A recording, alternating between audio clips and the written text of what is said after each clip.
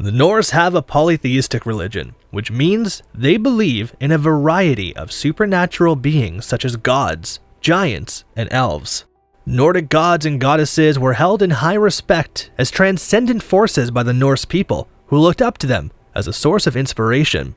In terms of supernatural powers and gods, the Norse thought that there were two races or deities, the Aesir and the Vanir. It was believed that these races were perpetually at war with one another because of their desire for power. These deities were in charge of two realms at the very top of the Nordic world tree, which was known as Yggdrasil. The ideas and beliefs in Norse society seem pretty interesting, and today we will be looking at supernatural beings in Norse society. So please like the video, subscribe to the channel, and let's get started.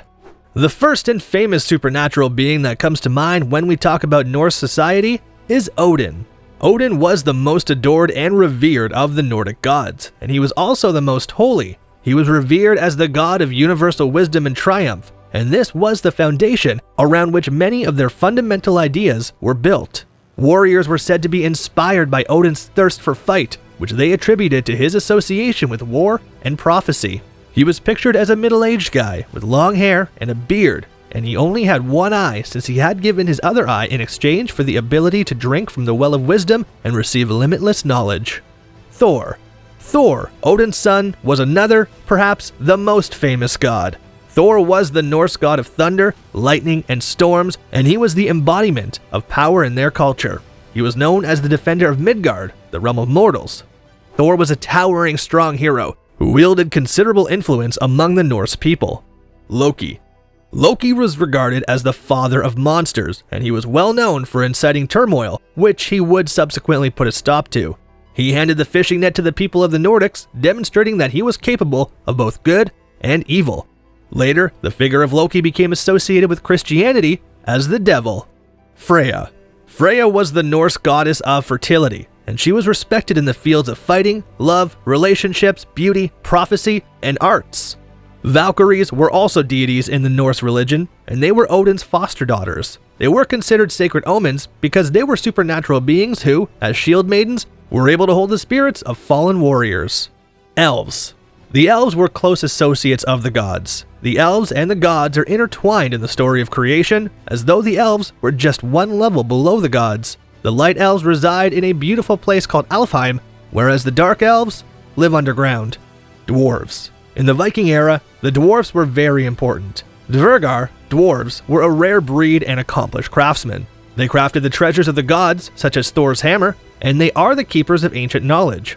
They prefer to dwell among the rocks, away from the light, because sunshine causes them to turn to stone. Even though there is no indication that the dwarves were worshipped, men were cautious of them and took precautions to avoid offending them. Sounds pretty weird, right? But it was all normal back then. Giants. Jotnar, giants, exist outside of the realms of mankind, Migar, and gods, Skar. The world started with giants, and the first Norse gods were mothered by a giant. And the gods used to approach and marry the daughter of giants, while giants attempted to gain the affections of goddesses, but were never successful in their efforts. Giants, on the other hand, are terrifying and frightening, both to humans and gods.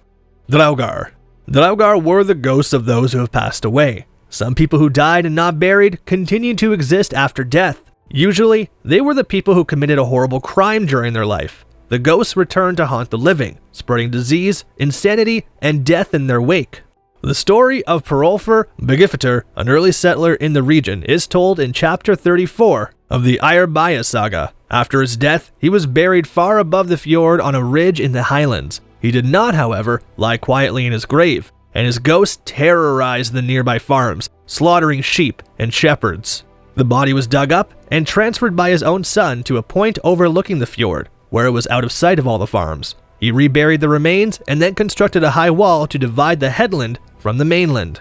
Disir are female spirits that are associated with a certain family. It was believed that the Disir wield power that deliver nature's gift to people, similar to that held by Freya. They pay visits to the homes of newly born children to bring them good fortune. According to archaeological evidence, people offered sacrifices to the Disir at the beginning of winter during the Norse era. While they were generally friendly and considerate toward humans, they were very much capable of showing cruelty.